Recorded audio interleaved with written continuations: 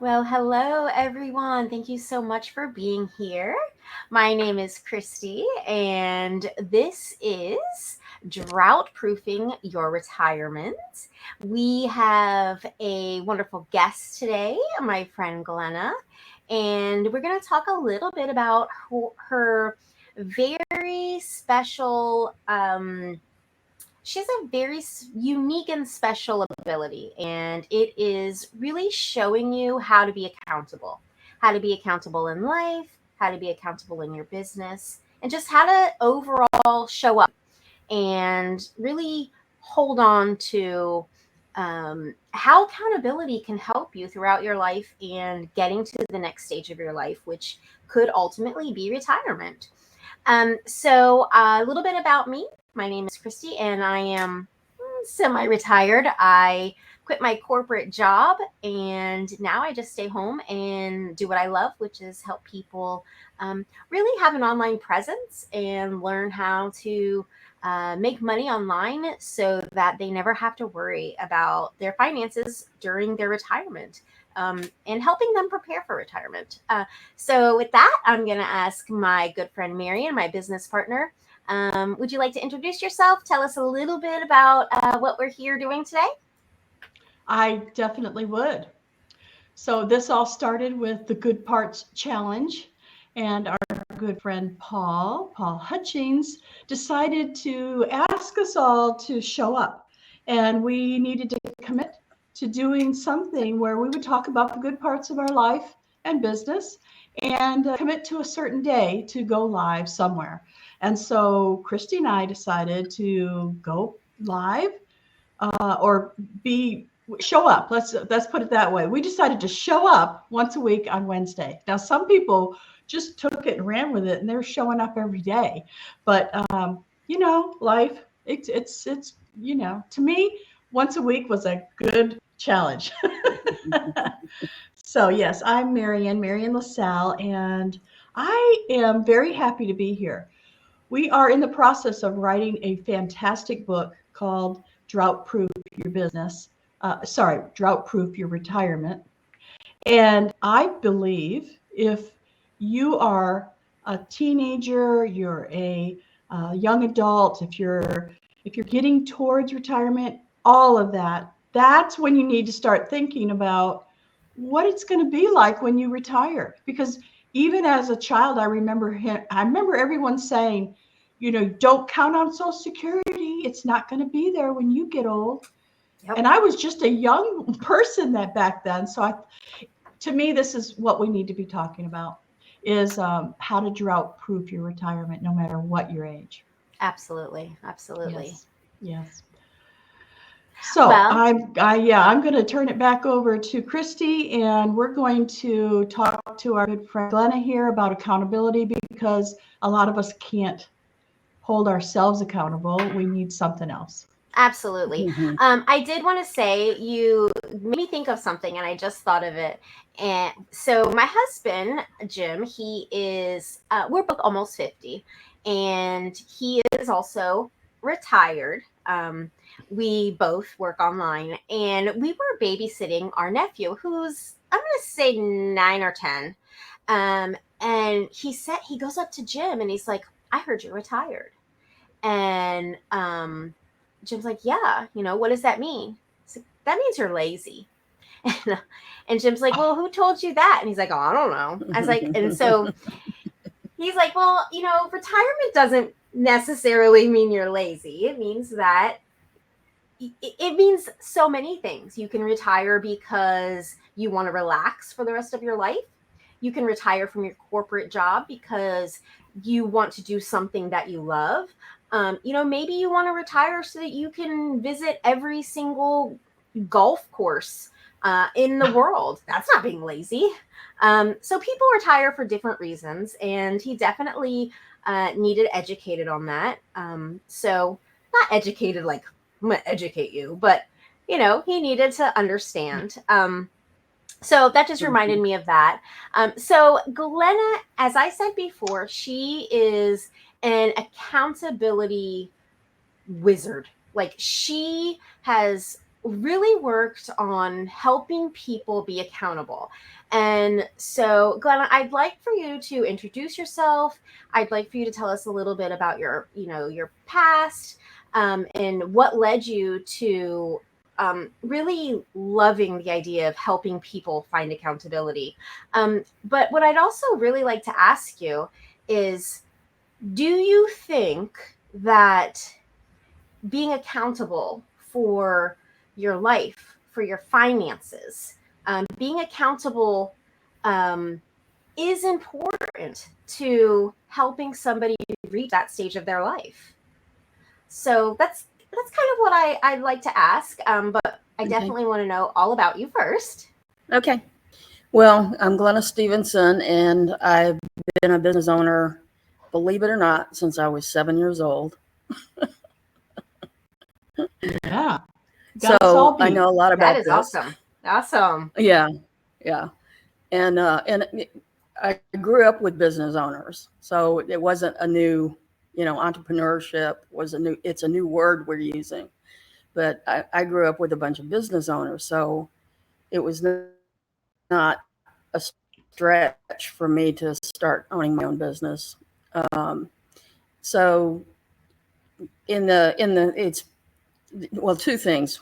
Talking about educating young people and stuff. How I started all of this, and it actually ties in with the accountability, which I have recently realized. The business I started was actually my mother started the business. She bought my brother and I these metal weaver things where you wove pot holders. So she bought that for us for Christmas so that we would have something to do during the winter and be out of her way, right? So all winter long, we made these pot holders. So then come summer, she had this little tiny briefcase about the size of a laptop, about 4 inches deep. She would put all the pot holders in this briefcase. She gave me a little notebook, and she would give us a sandwich, and we would split a peanut butter jelly sandwich. She'd drop us. We lived in a project, so we were very, very poor. So we lived in the project. She'd drop us off at the other end of the projects, and we would go door to door selling our pot holders. And we were so cute that everybody bought. It was 5 cents a pot holder, I think, at the time. So everybody bought. So we were, and my mother would drive around and check. She said, sit at the end of the buildings and I'll come check on you. So she did. So, starting out that young, I equated math with money. Oh. She taught me the bookkeeping end. So the little book was a little bookkeeping pad. And so I would put how much we earned, what houses we went to, you know, return what colors they liked, all of that kind of stuff, so that when we return, we could go home and make some more. That was specific to that client. So I learned a lot about business at 7, and and then we had a box we kept all our money in and stuff. Then we'd go to this place, to the Five and Dime. We did have them back then. Uh, and we would buy the loops with the money we had. We'd all we kept it in the same place in that briefcase. So we'd take that money and we'd buy our loops. Then we'd go home and we'd make them. Then we'd go, just the whole repetitive thing. And I kept the books. And and this is another lesson in business that I learned. The manufacturer of the loops stopped using cotton. They started using nylon for the loops. So the first batch of nylon pot holders we made they burned up. They would just melt, and they were not practical. And we researched, as much as we could to find the cotton loops, and we couldn't. So I learned how you could go out of business if your suppliers don't supply you with the right products. So, I mean, that was my basic setup for learning business. And was looking, I was also watching TV, about retirement, golfing, all that kind of stuff. So in my mind, it was like I wanted to have a savings account, open a savings account, and my parents were like, no, no, no. And and I would always I had a box where I saved all my money. So, and I helped my parents with rent when they were, you know, I picked up bottles. So from that point on, I always found something to do to make money, and I helped pay the rent and help pay for electricity and stuff like that. Wow. So, yeah. So you certainly learned a lot about business, but I have a feeling it made you grow up really fast, having that responsibility. Yeah, yes and no. I mean, it was, I lived in Galveston. I grew up in Galveston, so it has it's an island community. So you really have a lot more freedom. I had a lot of freedom to do things Okay. that I know that most children don't get. Okay, And, great. and on the island, I could go different places, and everyone would know me and report back to my parents where I was and what I was doing. So I had to Got it. that I did have to be accountable for my Yeah. actions. Oh, yeah. When everybody knows your name, you got to be accountable. Yeah. That is great. So, Marian, and I forgot do what you, your question was. oh, okay. Well, let me ask Marian, do you have any thoughts on that, or any experience of starting a business or learning about business at a young age? Oh, all of that, yes. But I'm just fascinated by your story, Glenna. I'm so excited. We all wrote a book about stories and how stories sell. I was absolutely intrigued and Uh-huh. fascinated by your story. Just so you know, that's a good story because Mhm. you brought us to your childhood. You brought us to a place in our mind. So I Right. thank you for that. That was Yeah, fascinating. and as odd as it is, it reminded me of my life, and I kind of began wondering, Mhm. is this something that people who are entrepreneurs and business owners, is this something that started in childhood? I remember, I don't know, I was probably 4 or 5, and we lived on the beach, so I would take seashells, or shells that you find at the beach, and I would paint them, and I would Mhm. take them to my neighbors, and I would present them with a painted shell, and they bought it. And like you said, it was 5 or 10 cents, but the accomplishment and the love that I felt by providing a service for someone. Now, did they want a painted seashell? I Mhm. don't know. But like you said, I was a cute little kid and they bought them. Um, but it really, Yeah. I feel like I remember that memory and that feeling of providing a service and having that Yeah. love showered on me. And it really got me thinking, like, is this Yeah. something that people that strive to be entrepreneurs, is it something that started in childhood? It's very interesting. So my question was, Mm. do you think Very possible. um do you think, speaking about accountability, so you can have Mhm. accountability with an accountability partner, right? You Mhm. can Yeah. have accountability for your personal actions. But what I'm most curious about, Yeah. because we're talking about your retirement, and drought proofing your retirement is basically Mhm. helping you get to retirement or live in retirement basically without going broke, with having enough money to sustain your life or thrive in your life. Do you think that Yeah. being accountable for your finances, is that something that can help you during retirement? And if so, how would that look? Do you need a partner? Do you need a professional? Can you do it on your own? I,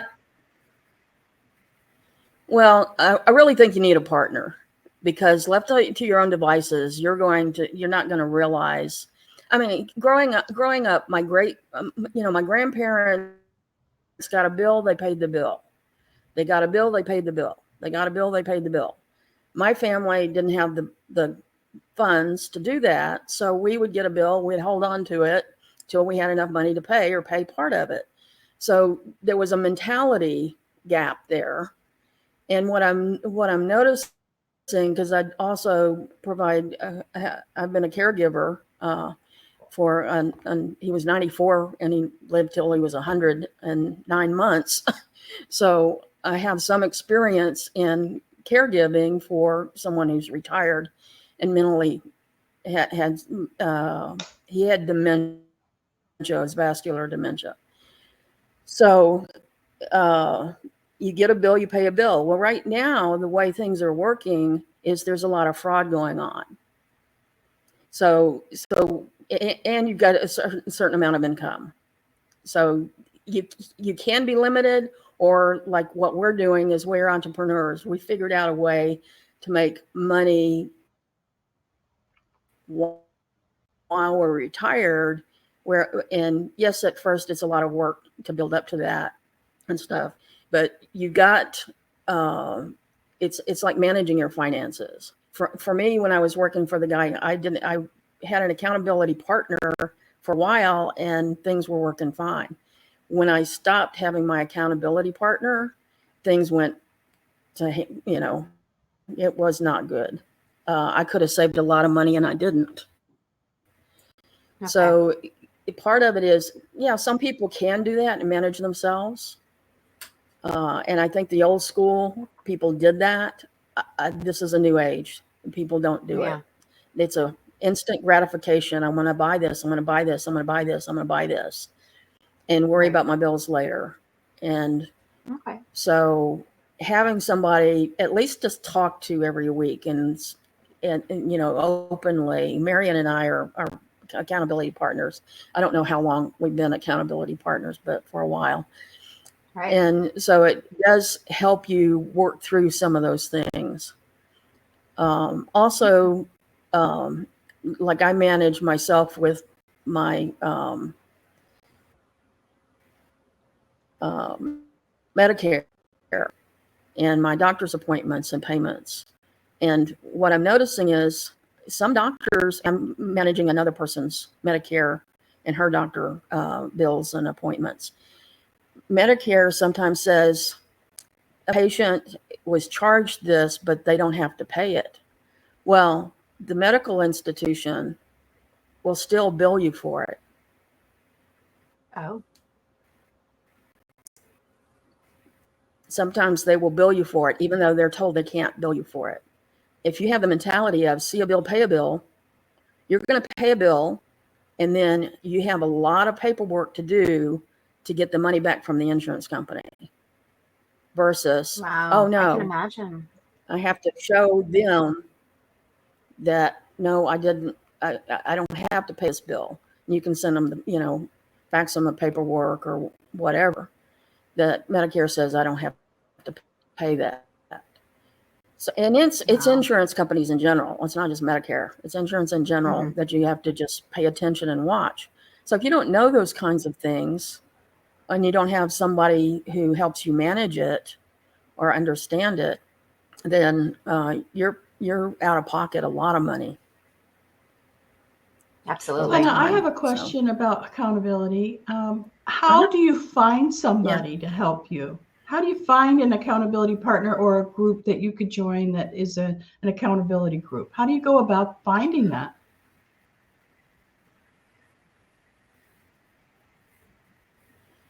Well, it's a good question because it's not easy to find somebody. It can be somebody that you trust a whole lot.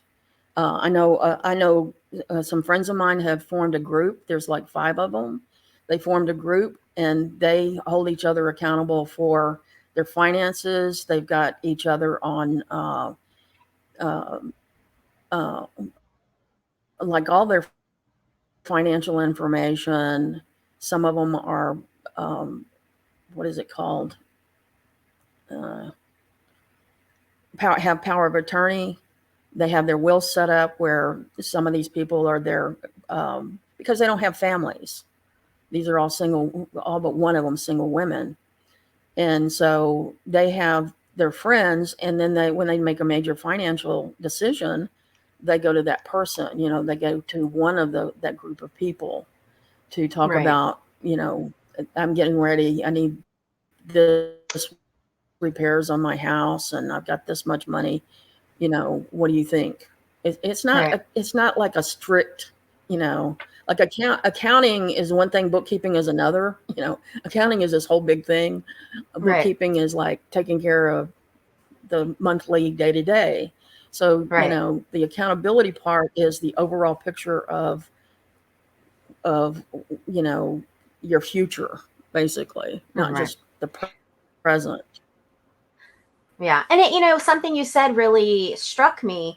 A lot of people that we're talking about when they are thinking about retirement or in the process of retiring, they're older and they might not want to rely on their children Oh, to help, yes. right, to help them navigate their finances. So Right. having other people that are in the same situation as them that they can just bounce off, and then maybe having somebody, your age in your situation to say, okay, now is the time that we need to ask a professional, where you might Right. not be able to have those in-depth conversations with your kids.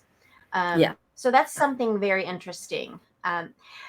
Do you think that having like, let's say you have a group like they do you think it would be important to bring in a professional every now and then to kind of give you tips and tricks, or just educate yourself in general on different ideas? Yeah. Yeah. Yeah. I mean, there's different ways, and there's free seminars. Say, I was going to say webinars. There are that too, to teach you about financial and how to set things up and all of that. So yes, you definitely need to get some professional advice. Some Okay. people, if they have a lot of money, they want to set up a trust, all of that. Most people with a lot of money know how to do that. I Hmm. think in my case, when I was making more money, if I'd found the right person to help me manage my money, it would have been better. I did use a lawyer for some other advice and stuff like that, and that worked out well. Okay. Um, Hey, I have something to so say about this. okay, I remember when I was younger thinking, oh, I guess you have to be rich in order to have help, with your money, because the financial advisors only wanted to find people who already had lots of money that they could, that they could work with. And I right, always felt inadequate. I always felt like, well, they're not going to want to talk to me because I'm barely making it here. And doggone it, that is a shame, because I could have met somebody like Paul Hutchings, who has this fantastic opportunity Yep. to buy this book that tells you everything. It's a financial yeah, literacy book, and now I have it, now. But if I had that when I was younger, man, yeah, I would have really been a lot better for retirement, I think. Absolutely. Glenda, don't you have a group that's going to form here pretty yes, soon? yes. I started a group. It starts in July, and it's going to Nice. be the first. It's going to be a pilot program. I've taught this. I've been a manager of an accountability program for 4 years. Prior to that, I was with the program, a participant in the program, and a coach in the program for I think it was 3 years. So I have a lot of experience in accountability, and it's my passion. It Absolutely. is. It's like, I can you vouch know, for that. yeah. And so now I forgot the question. I do that. I go off on I a said, tangent. don't you have a group forming soon? If Yes, somebody yes. wanted, So my yeah, group is starting in July, and good. it's going to be limited to 10 people, and um, we're going to meet once a week, and you're going to have an accountability partner set up. And the way I'm going to do the accountability partners right now is kind of try to match them with opposite personalities. Oh, okay. because it sounds like it'll cause conflict, not too opposite, because you don't want conflict where they're fighting all the time, Right. don't get along. But it's like people who Right. talk a lot, and there's people who don't talk very much. So I like to put I those think two I'm the together talker. and encourage the non-talker to talk. Yeah. And Yeah. you think, That is very I think interesting. so. but in That is so other neat. parts of the personalities, yeah. Because Yeah. So if they are so anyway, not so in it's going to your, go for go There's a ahead. delay. Sorry, favorites. Yeah, Kristi, no, there's a no, delay. it's okay, it's okay. I was just gonna ask if they're Oh, not in your actual 10-person group, can they join your Facebook group and still get a lot of information, a lot of knowledge, mhm. and then maybe be on a waiting list for the program next time? Yeah, yeah, Okay, great. yeah. I'm setting up a Facebook group in this next week. And that's what I was thinking. And that way you have content with the Facebook group. That's my Facebook business page. And that is going to be the main page to go to. And then I'll have the account, it'll have / accountability for the group. Love it. That way I'll have content for accountability and that sort of thing. And then the group people can post, I'm going to have it where at least if you're in the group, you can post. So that sort of thing. That That's sounds awesome. great. Thank you so much, Glenna, for Anything else? coming on the show today and helping us understand about accountability. I think it's so important. Mhm. I now have an accountability partner every Wednesday. We meet, and you're creating this new group, and I'm excited to join that as well because I know how much it's helped me. So thank Yep. you so much for that. Yep. Kristi, Okay. before we go today, I would really, really like for you to talk a little bit about the launch that we're having. I would love to Can do I that. tell my joke first? Can I Oh, tell of my Yes, joke? course. yes. I I forgot don't about think my we could joke. go. Oh my goodness. I don't think we could go on without your joke. Let's hear it. Let's hear Okay. it. Okay. So if you wake up and you're tired and you go to work and then you come home and you're tired, does that mean you're retired? Yes. Yes. It's kind of funny because you were telling the joke and you're like, if you go to work and you're tired and you come home and you're tired, I'm like thinking, you're a mom. But yeah, you're retired. Yes, you are. Love it. I do That too. is Thank awesome. you. Well, thank you, Glenna. So Glenna is part of our launch party. Okay. She Yeah. is going to be giving away a 1 hour session. And so if you are at all interested in a lot of her goodies, you may want to join us at the launch party. Marian and I, we, along with everything else that we do, we have both had decades of experience in building websites and web design.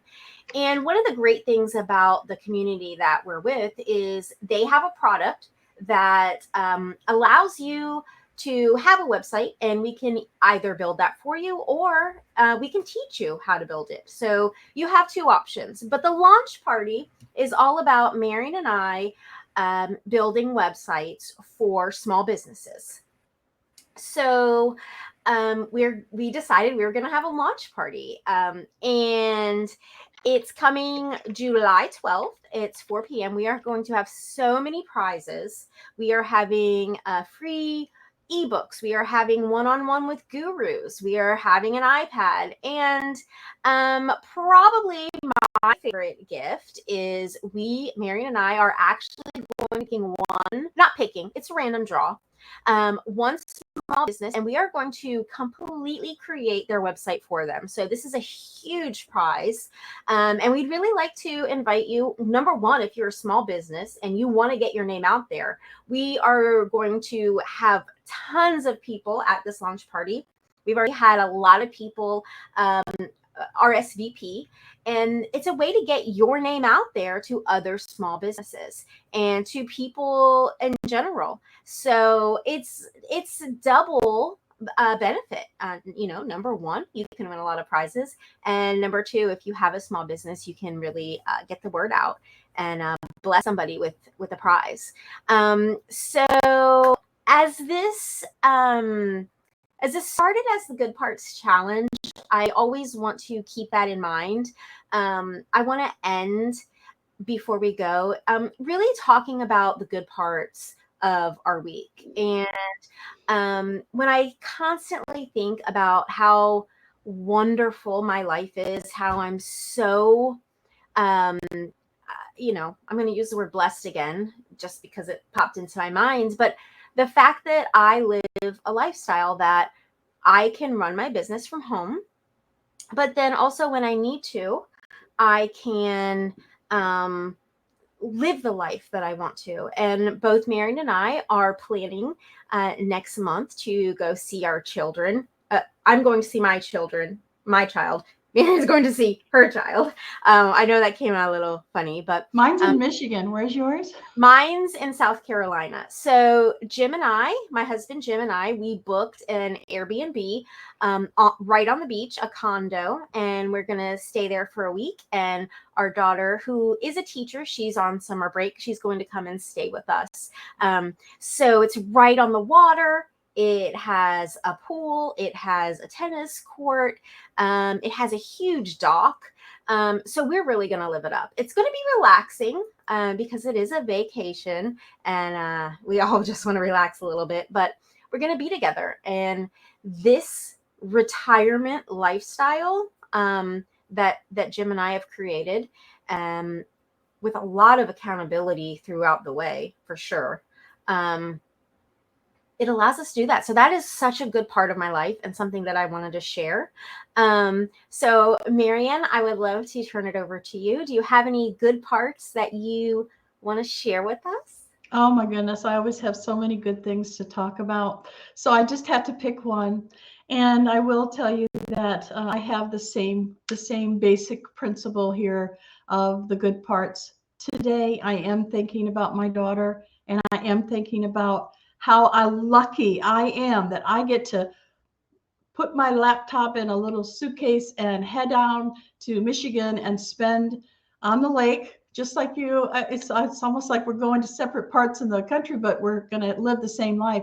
She lives right off the lake, and she's also got a chain of lakes in Michigan where they all kind of merge.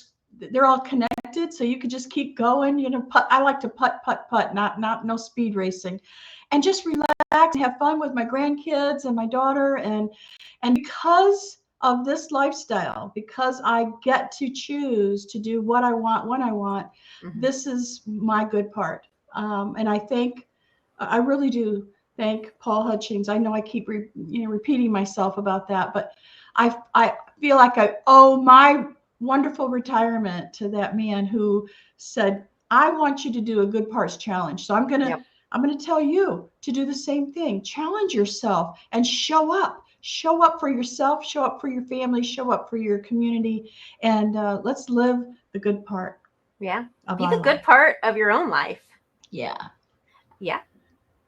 Glenna, do you have a final good part talk that you wanted to share with everyone?